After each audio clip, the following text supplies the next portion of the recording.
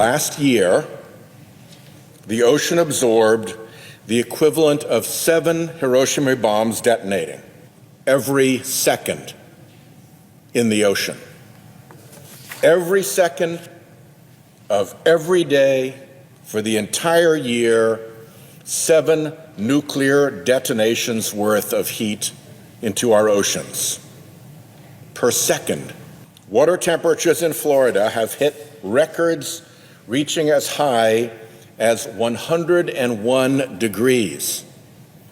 That's not the air temperature, that's the ocean temperature. That's actually the recommended temperature for a hot tub. Indeed, that's the midpoint of the jacuzzi company's recommended range for its hot tub temperatures for healthy adults. Now, doctors recommend that children under the age of 5 avoid hot tubs over 95 degrees, and pregnant women are advised to stay out of water once it gets much above 100 degrees. So the ocean off Florida is almost too hot for many humans. Mr. President, this is the 289th time that I have come to the Senate floor with my increasingly battered time to wake up chart to stir this chamber to act on climate change. Since 2016, I have been talking about the Zettajoules.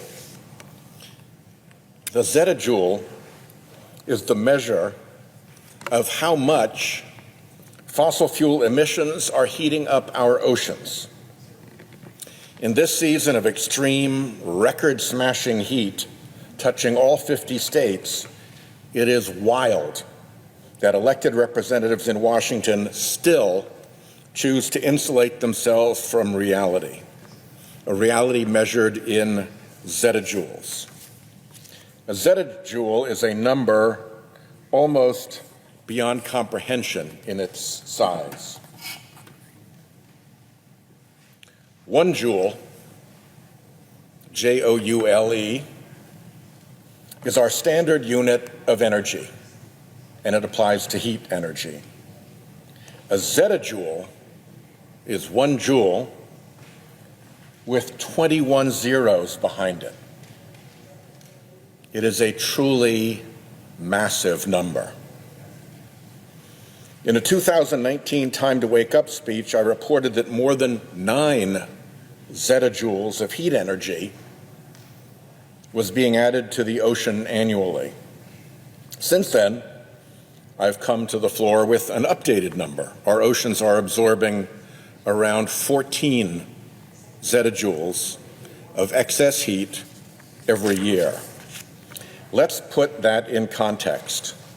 The total energy consumption of all humankind amounts to about 1/2 of a zettajoule of energy per year. That means that for the fossil fuel component of that 1/2 of a zettajoule of energy, we pay the price of 14 added zettajoules of heat into the ocean every year. Said another way, we load into our Earth's oceans every year nearly 30 times the entire energy use of the entire species on the entire planet. That is a big magnification. If this is the zettajoules of excess heat absorbed into the oceans every year, that dot is the average annual energy consumption of the human species on the planet. For the price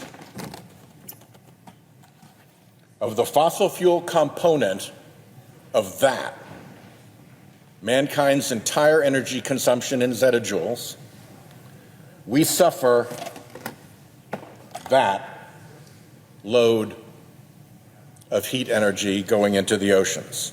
Almost too hot for humans means definitely too hot for many ocean creatures, particularly ocean corals. Coral reefs matter because they support a quarter of all known marine species. Florida has the largest coral reef ecosystem in the continental United States, the third largest living barrier coral reef in the world.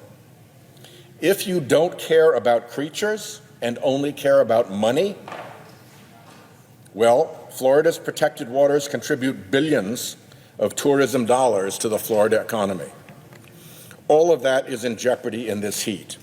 According to NOAA, when temperatures reach 1 degree Celsius, or about 2 degrees Fahrenheit warmer than normal, corals cross what is called their bleaching threshold. That is where they turn white as they evulse the living creatures that keep them alive, and that is a step on the way to death. That is bad news, considering that temperatures around Florida have been running 5 degrees above normal. And the longer this goes on, the more trouble corals will have recovering.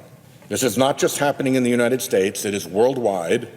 This summer, most of the oceans on planet Earth have at least a 70% chance of experiencing what are called marine heat wave conditions.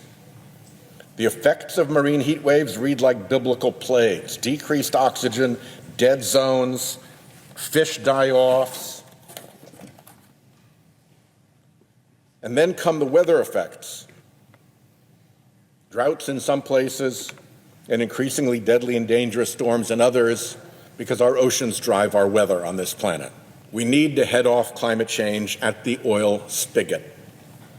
That means taking on the fossil fuel industry's increasingly desperate lies and its well-funded political juggernaut that does such evil in this building.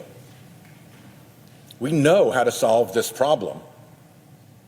We just don't do it because fossil fuel fingers creep through so many corners of the Capitol.